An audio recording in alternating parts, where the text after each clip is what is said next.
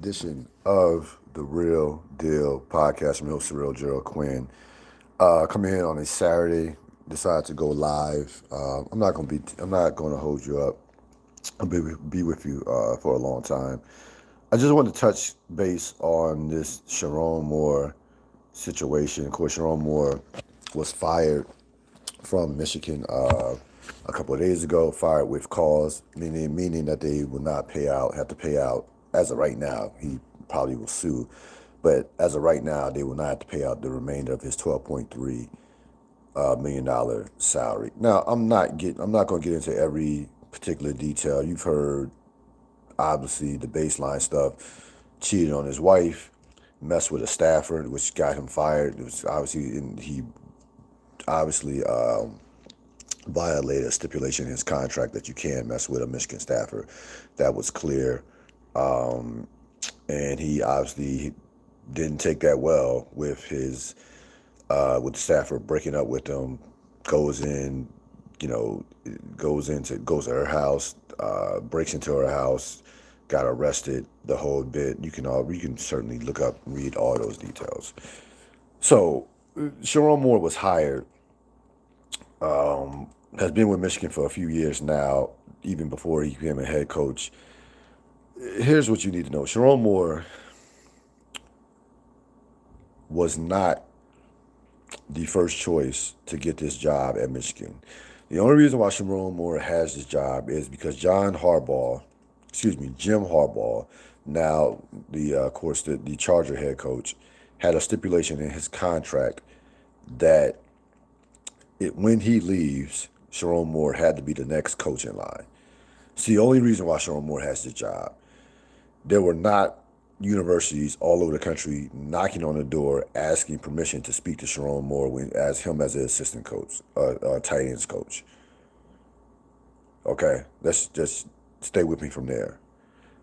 Michigan is a top five job, period, point blank. It is by far the best job that any black coach had. I'm including James Franklin at Penn State. I'm including Marcus Freeman at Notre Dame. It's better than those jobs, period. So you have a guy who had one of the top five jobs in college football. Now, he finishes this year 9-3. 9-3 at Michigan, you might as well be 6-6 or 7-5. 9-3 with no playoff appearance. That's a disappointment. That's not going to fly at Michigan, because they were not high on him to begin with. He was never their guy. He was never their guy. He wasn't. He would have been if none of this shit would have taken place with him and the off the court, off the field shit. He comes into next year on the hot seat, having to at least make the playoffs to keep his job.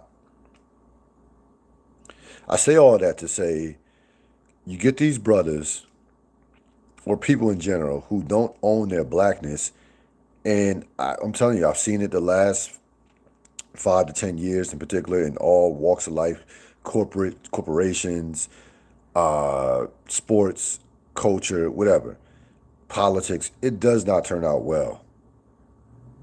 And so you can go back. We can go back to 2024 when they beat Alabama in the national semifinal, and they asked him about Jalen Milroe, and they asked him about Jalen Milroe, the former Alabama quarterback, because Jalen Milroe said that Bill O'Brien, who was the then offensive coordinator at Alabama, said that he should change positions.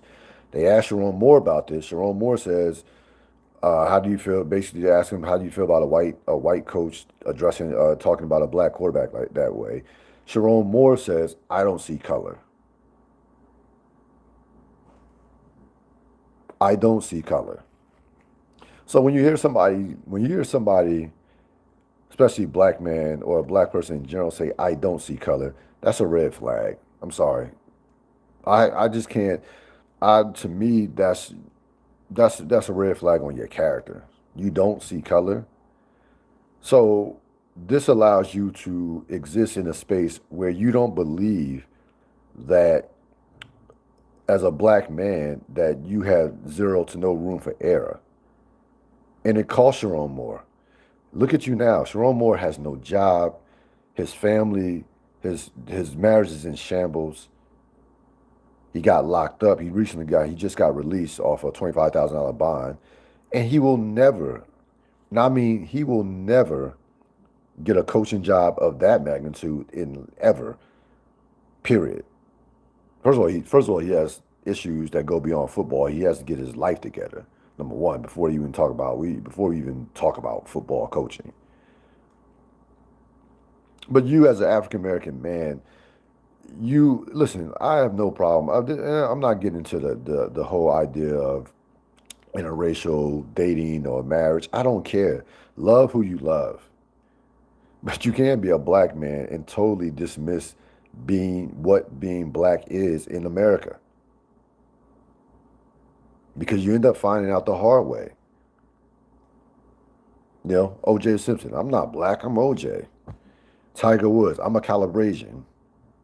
Until they pulled your black ass over and you got that DUI, or if you're O.J. Simpson, until you had to almost went to jail for the rest of your life for murder, and you had to get a dream team led by a black man, the late and great Johnny Cochran, and the greatest legal team maybe in the history of mankind to save your black ass.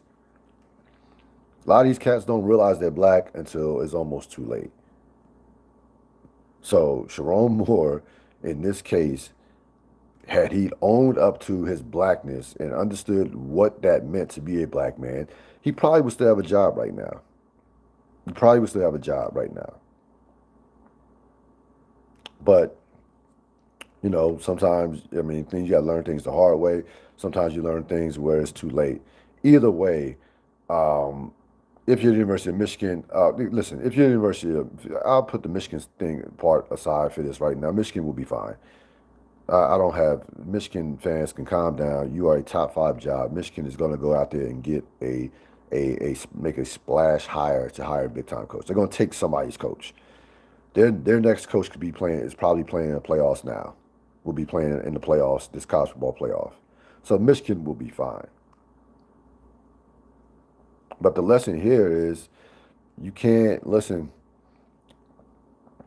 it could be tough. It could be difficult being black in America, but it's even worse when you're black in America and you don't realize that you are black in America. That's going to wrap it up for this latest edition of the Real Deal podcast. I told you I did not want to keep you on for a long time. I will be back with you on Monday with a regular podcast. We'll go over week 15 of NFL football season. We'll do some stuff, talk about the Heisman Trophy. That's tonight. Talk about a big weekend in the NBA. Wembanyama comes back tonight, taking on this machine in OKC, who looks unbeatable right now. So we'll do some stuff on that. Best of the 21st century. We'll touch base on some hip hop. Also, there are some albums that came out. Nas came out this week. Yesterday, 21 Savage came out. So we might talk about that. So enjoy the rest of your weekend. I'm out.